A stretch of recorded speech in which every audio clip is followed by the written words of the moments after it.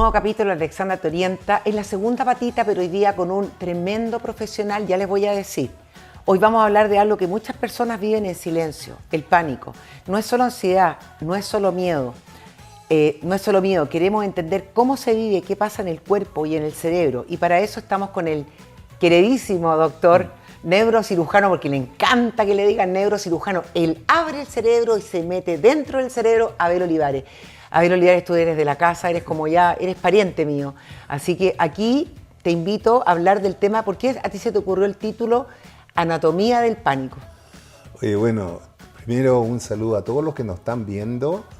Yo encantado de estar con Alexandra. Digamos, bueno, Alexandra es una mujer increíble. Yo creo que la verdad de las cosas, y esto va para todas las mujeres que nos están viendo, la mejor obra de Dios es la mujer. No hay vuelta que darle. Así que, dicho eso, empiezo. Yo pensé que iba a decir la mejor obra de Dios es la Alexandra. Bueno, es Gracias. mujer, por lo tanto, eso. Amoroso. Relacionado, fíjate que lo que ella dice tiene toda la razón. Es un padecimiento que las personas que sufren estos problemas de pánico, ya dicen, es una cosa que sucede en el cerebro, y a pesar de que está involucrado el terror y que aparentemente es mental el problema, no. El problema por un lado es mental, pero está ayudado por el todo una constelación de síntomas físicos. Cuando yo digo constelación de síntomas físicos, significa que va a entrar todo el cuerpo y también el cerebro. Y esto se manifiesta en la parte física, que aquella persona que está sufriendo un trastorno de pánico, así lo llaman psicólogos, psiquiatras, los que manejan todas estas cosas. O crisis también. Claro, o crisis. Crisis de pánico, trastornos de pánico, son efectivamente pequeños acontecimientos rápidos, que no duran más de 10 minutos el proceso, la crisis, y te dejan más o menos un poco groggy, aproximadamente una media hora, puede ser un poquito más, un poquito menos, pero con una serie de síntomas que la persona cree o que se va a morir, una sensación de muerte inminente, es decir, ya me muero, o bien sencillamente una sensación de que se está volviendo loca, de que algo sucede. Ahí tengo Sí. una cosa de que algo sucede. Sí. La gente, cuando tú dijiste que afecta primero el huevo a la gallina o la gallina al huevo, esto Sí. viene porque la orden de la sintomatología la manda el cerebro a través de la amígdala y se activa todo el cortisol. Sí, mira, tiene que ver indudablemente el cortisol aquí, siempre el famoso cortisol, pero yo siempre digo que una golondrina no hace verano. Tiene que haber una serie de factores, Y fíjate que, primero, y lo que yo decía en la introducción de este pequeño corto, la mujer es lo más formidable, es decir, lo que es hembra es lo más formidable que existe en el mundo, porque esa hembra tiene la capacidad, o viene con la capacidad de engendrar otro ser. Si lo lleva durante, en el caso de las mujeres, 9 meses o menos, y dan origen a una vida, cosa que no puede hacer el hombre. Motivo por el cual el sistema, tanto inmunológico, endocrinológico, nervioso, todo lo que anatómico que tiene la mujer es netamente superior al hombre, y por ser más delicado están afectos. El síndrome de pánico prácticamente se podría decir que son 4 mujeres por un hombre. ¿Cuatro? 4 mujeres por un hombre, Ya. Imagínate. Y generalmente los que más están afectos son mujeres, tal como estoy diciendo, mujeres. Porque son más delicadas. porque somos más emocionales. Son más delicadas, son más emocionales, es decir, como te digo, toda la parte, y al ser emocional, afecta la parte neurológica, y de la neurológica a la endocrinológica. Entonces aquí actúa la hipófisis, actúa las suprarrenales, actúan los ovarios, es decir, es increíble lo que es el cerebro de una mujer. El cerebro de una mujer es realmente una maravilla, digamos, bueno, la hizo Dios y punto. Yo más allá no me voy a meter porque realmente sería... No, eso es para otro capítulo. Increíble, Ya. increíble. Una pregunta. Cuando viene la crisis de pánico, tú vas a explicar por qué viene, pero nosotros pensamos que nos vamos a morir porque la muerte está relacionada con la taquicardia, infarto al corazón. Y la locura, yo lo sufrí, también pensé que me estaba volviendo loca, es por la despersonalización y la desrealización. Así es. Tú bien lo has dicho, hay dos síntomas grandes. Ya. Los síntomas físicos y los síntomas cognitivos, que se dice que tienen que ver con la mente. ¿Cuáles son los síntomas físicos? Aquí entra, todo está correlacionado entre el sistema nervioso, por un lado el sistema nervioso central, pero el otro que entra aquí es el famoso sistema autónomo, que es el sistema simpático parasimpático. Este sistema autónomo es que no lo manejamos nosotros, no lo maneja la voluntad. Es el sistema que hace que tú puedas transpirar o tener sudor. Por mucho que tú quieras no tener sudor, el sistema nervioso autónomo dice, no, pues hace calor, te voy a hacer sudar. Hace frío, te voy a hacer una vasoconstricción o de pronto una vasodilatación. La vasoconstricción sobre todo, el sistema nervioso autónomo, que es el simpático, te hace ser síntomas físicos. Taquicardia, el corazón parece que se te va a salir del pecho. Sensación de no poder respirar, tú te ahogas. ¿Por qué? ¿Qué pasa? ¿Se aprieta acá? Claro, digamos, hay una broncoconstricción que se llama, todos los bronquios se aprietan, se aprietan.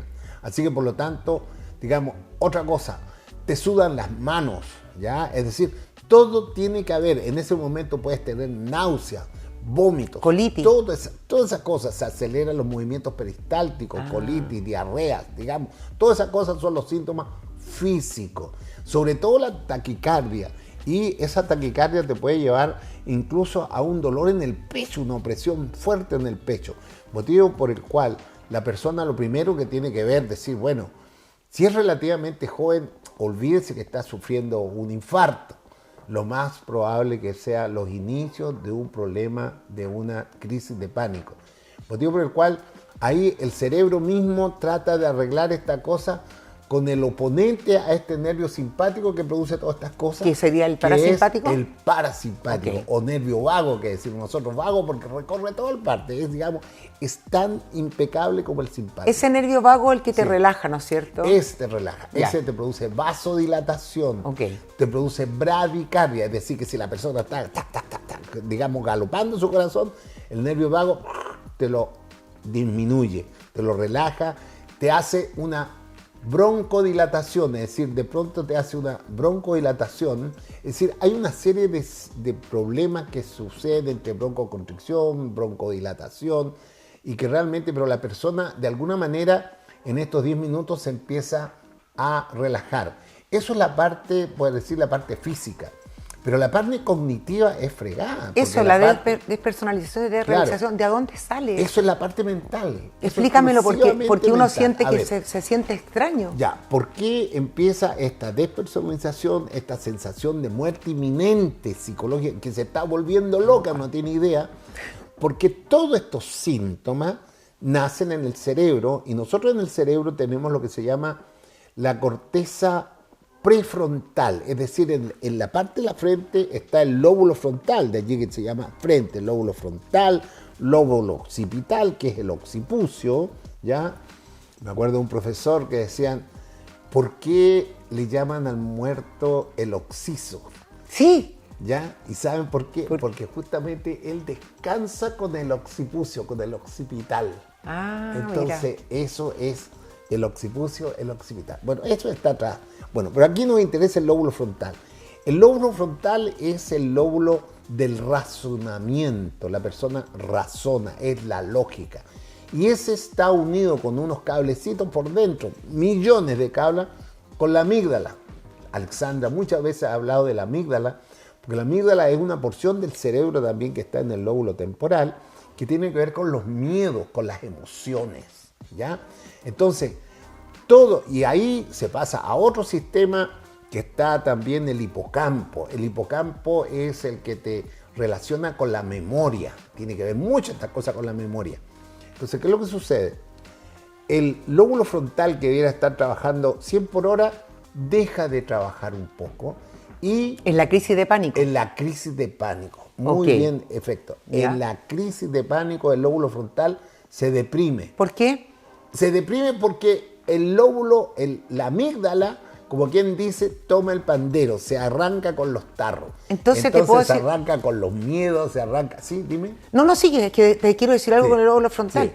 Entonces, se arranca con los miedos. Claro, se arranca con los miedos, con los temores, con la ansiedad, con la angustia, con todo. Se arranca. Entonces se relaja. Entonces pasa a, como quien dice, a inhibir toda la sensación de racionamiento y lógica del prefrontal. Ya, y si se inhibe entonces, como el lóbulo frontal es tan importante, estoy pensando entonces ahí perdemos el control de impulso. Así es, por supuesto. Y por eso la gente se asusta y entra en pánico porque como se relaja, pierde ya no hay el impulso. Pierde el racionamiento, muy bien. pierde la lógica. Por eso que este tema se llama anatomía del miedo, es porque es cómo es los diferentes sistemas que están incluidos en esto. Cuando yo estudio la neuroanatomía del cerebro, yo tengo que saber cada circunvolución, cada arteria, cada venita por dónde va, para no dañarla o bien darme el lujo de decir, sí, esto sí no sirve, esto está malo, etcétera, etcétera. Fíjate que todo el mundo de pronto me dice, bueno, usted doctor, ¿por qué es neurocirujano? Yo digo, mira, porque paradójicamente a mí en el primer año me rajaron en neuroanatomía. ¿De primer año? Y estudié tanto neuroanatomía para poder pasar, por supuesto, el examen, que quedé experto en neuroanatomía. Entonces, cuando me llegó la época de empezar a ver las partes, qué especialización, a mí el cerebro, como quien dice, no tenía mayores así secretos en lo anatómico. Y por eso me hizo neurocirujano, porque era lo más sencillo para mí. Y me decían, oye, bueno, yo estoy afuera, motivo por el cual ya no era Olivares ni Abel, yo era el chileno. El chileno, enséñame un poco de neuroanatomía, ¿por qué tú sabes tanto? Y yo le decía, bueno, yo sé porque tuve que estudiar 3 meses, 4 meses la neuroanatomía hasta sabérmela más allá de la palma de la mano. Cuando el lóbulo frontal se relaja, que tiene Sí. que ver con los impulsos, entonces ahí se produce la despersonalización y la desrealización. Exacto, porque tú no tienes racionamiento, el lóbulo frontal. Pero fíjate que el mismo cerebro al mismo tiempo es tan, como quien dice, inteligente, es poco la palabra, que inmediatamente hay nosotros en el cerebro tenemos lo que se llama el autofoco, la autolimitación, es como antiguamente cuando tú sacabas fotografías, tú tenías que, digamos, enfocar, que las dos imágenes tuvieran. Ahora el autofoco te lo hace todo solo. El cerebro siempre ha hecho todo solo. Cuando ve que este lóbulo frontal empieza a ser deprimido y que la amígdala se arrancó con los tarros y empiezan a aumentar los temores, los miedos, todo eso que hace que la persona se despersonalice, como dices tú, como que se quiere, vuelve loca. ¿Tú le podrías explicar a la gente lo que es la despersonalización y la desrealización? Claro, la despersonalización es que tú ya no eres tú. Es decir, si tú eres María González, ya dejas de ser María González. Es una forma como que tú no fueras tú, fueras otra persona que tú misma no la conoces, que actúa diferentemente. Como que tú eres una película. Exacto, como si estuvieras en una película. Pero lo importante es que hay un cambio, la persona se da cuenta de eso y sobre todo lo más importante de esto es la sensación de muerte inminente. Eso, el trastorno de pánico se caracteriza sobre todo eso. Pero bueno, volviendo a qué es lo que hace el cerebro con este autofoco, como quien le dice a la parte frontal, oye, te están ganando aquí, tú eres la que realmente maneja.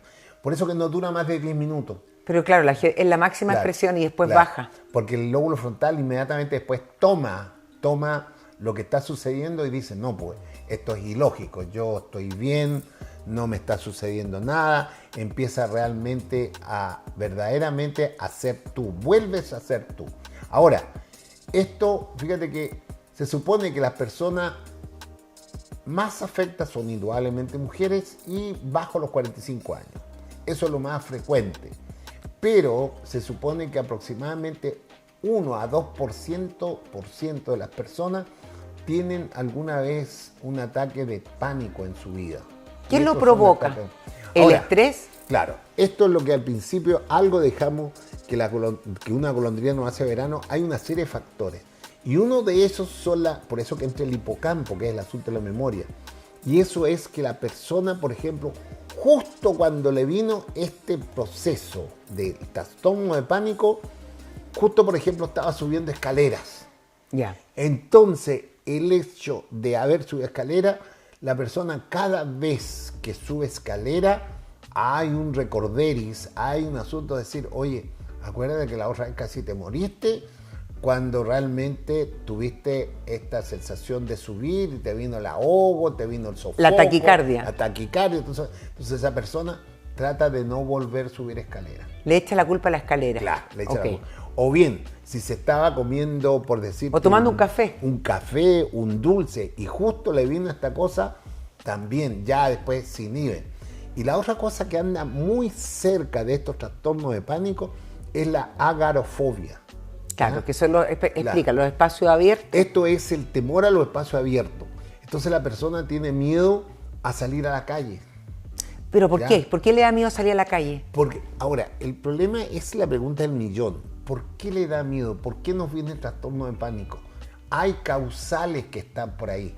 Esa persona o está muy estresada, pero el estrés crónico, no el estrés de un día para otro, así de un momento a otro. No te va a provocar una crisis de pánico. No, ya. Esto es un estrés crónico. ¿Qué es lo que es estrés crónico? Un problema económico que no lo puedes solucionar.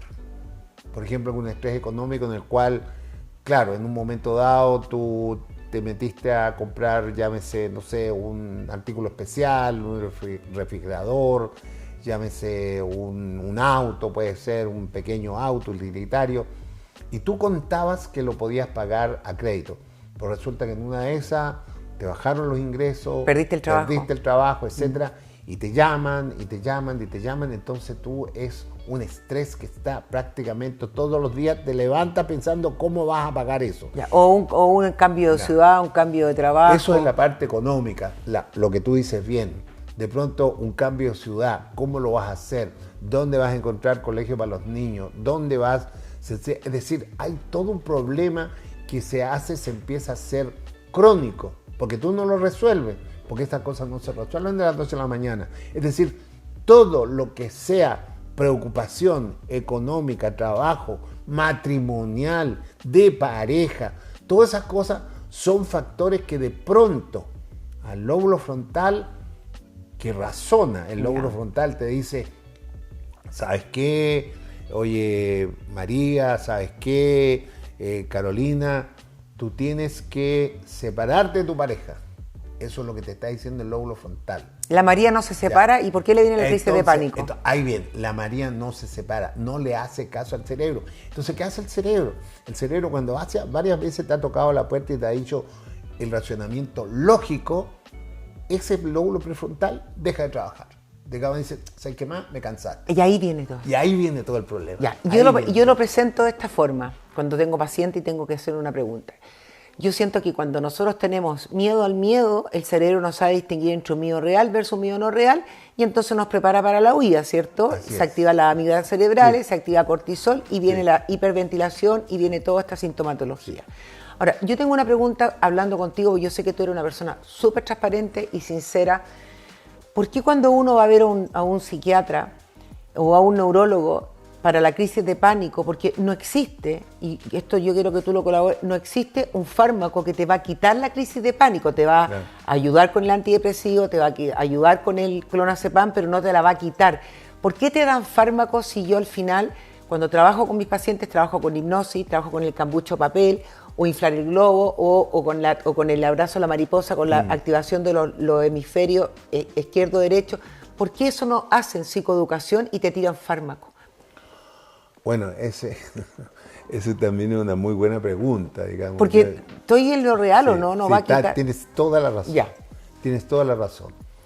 Digamos, todas estas cosas que son, a pesar de que la psiquiatría como se dice, una señora decía, se adentra, doctor, me adentro. Bueno, llega al interior del cerebro, ellos manejan esta parte mental. Digamos, le creen un poquito más a la parte científica de los medicamentos, de las drogas, de las investigaciones, que hacen bien para esto, relajan para lo otro. Entonces, todo lo que son fenómenos de tipo paramédico, que son la relajación, llámese el yoga, llámese, digamos, lo que tú dices, lo que tú estás hablando. El abrazo a la mariposa, el cambucho de papel. Eso es como, suena un poquito poco profesional, me imagino yo. Suena, pues llega el doctor. ¿O lo ves muy simple? Claro, lo ves muy simple, es muy sencillo. Y eso realmente es increíble lo que efectivamente, es como te decía una cosa, mira, voy a hacer la comparación. Dale. Yo una vez voy con un auto de mi hija que perdía agua, estaba perdiendo agua el radiador del auto. Voy donde el mecánico, un mecánico de muchos años que yo tenía, y me queda mirando, me dice, se lo voy a arreglar en una patada. ¿Cómo? Me va a decir que voy a cambiar no. Y le echó, me acuerdo, migas de pan. ¿Al rallador? Al rallador. Digo, hágalo funcionar. Le echó un buen medio pan, migas de pan. Oye, ¿qué es lo que pasó? Que la miga de pan se fue justamente a enclaustrar donde estaba la fuga. Y eso, no sé, con el sodio, la sal de la miga, bueno, y se acabó. No tuve que cambiar el rallador. Entonces, eso realmente para una empresa llámese, de que arregla autos, etc., va contra su detrimento. Es decir, va a decir, oye, ¿cómo? Con esta cosa. Y claro, y pasó 2 años, después se vendió el auto y el auto seguía funcionando perfectamente y no tuve que cambiar el radiador. Era un auto caro y la verdad la cosa que nunca pasó. Ya, entonces a mí me gustaría... Lo mismo pasa, la miga de pan es lo que tú estás haciendo con el abrazo de la mariposa, la respiración en un cambucho, todas esas cosas. Suena poco profesional. Pero mira, yo, y para que tú valíes, yo entiendo que las personas primero tienen que pasar por un médico para que se queden tranquilas, porque también pueden tener problemas de la tiroides, que también a veces manifiesta problemas como crisis de pánico. Claro. Entonces, cuando vamos a un paciente con crisis de pánico, yo lo primero que hago es psicoeducación. Le explico todo lo que estamos hablando nosotros, la amígdala cerebral, el sistema simpático, etcétera, etcétera, el cortisol. Y luego trabajo con hipnosis, que también los relaja y todo. Excelente. Y luego, yo creo que el SOS, más que la pastilla, es el cambucho de papel, porque dentro del cambucho de papel tú estás inhalando y exhalando en este anhídrido carbónico el que te produce la regulación. Nosotros, nos queda poco tiempo, pero yo sé que tú puedes volver a venir. Me gustaría que tú le dijeras a la gente, en pocas palabras, cuáles serían tus tips para aquella gente que no tiene recursos económicos, que le diera la seguridad que la crisis de pánico sí pueden salir de ella, porque hay gente que está encerrada en sus casas, y algún consejo desde tu expertise. Mira, los consejos que realmente esto está dado por cómo manejar las crisis de pánico de una forma, por decirte así, de tipo GAR, de tipo de piel. Primero, hablar consigo mismo, es decir, así como hay de la despersonalización, decir, no, esto no te está ocurriendo, esto se te va a pasar, oye, oye tú, Carola, oye tú, Rosana, se te va a pasar. Punto 1, hablar consigo mismo. Si no puedes hablar contigo mismo, no tienes eso, llama a un amigo o a una amiga, dile, mira, me está pasando esto, etcétera, etcétera, y le estás dando tiempo a que tu cerebro vuelva a tomar el control.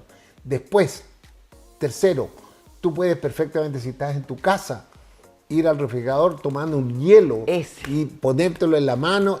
Eso inmediatamente te hace, como dice, un shock, digamos, químico, que llega al cerebro. Oye, no te voy a decir que te ponga un fósforo, no, tiene que ser un hielo en las manos. Un hielo en la mano, eso. Ya, el cambucho de papel. El cambucho de papel, que es excelente, porque ahí el anhídrido carbónico te empieza realmente, inmediatamente hace que el oxígeno se modigere mejor y ande bien tu lóbulo frontal. La otra cosa es contar cosas. Dice, voy a contar los colores. A ver, esta pieza, ¿cuántos colores tiene? Y empieza a contar colores. La otra cosa es contar números.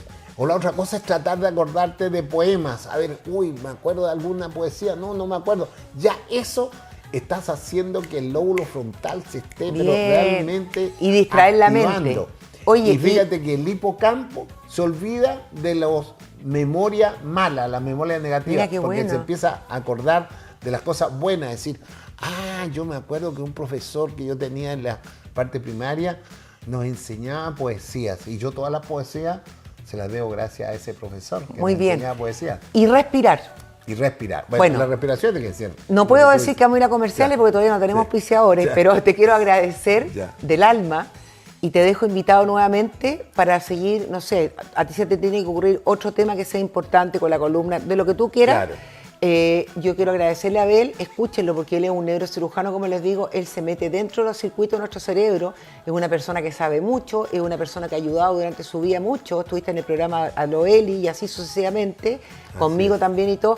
Así que querido Abel, yo te agradezco del alma todo lo que tú dijiste y la tranquilidad para aquellas personas, en cortito, van a salir de las crisis de pánico, ¿cierto? Así es, siempre las crisis de pánico salen, así que, y cada día se van haciendo más espaciadas, digamos. ¿Por qué? Porque el lóbulo frontal ya no lo tomas tan así de improviso, sabe manejarse. Me encantó lo que dijiste, el lóbulo frontal, y voy a hacer un live explicando porque baja y efectivamente se pierde control de impulso. Así es. Muchas gracias, Abel, Ya, pues, y nos gracias encontramos a ti. en un próximo capítulo de Alexandra Te Orienta.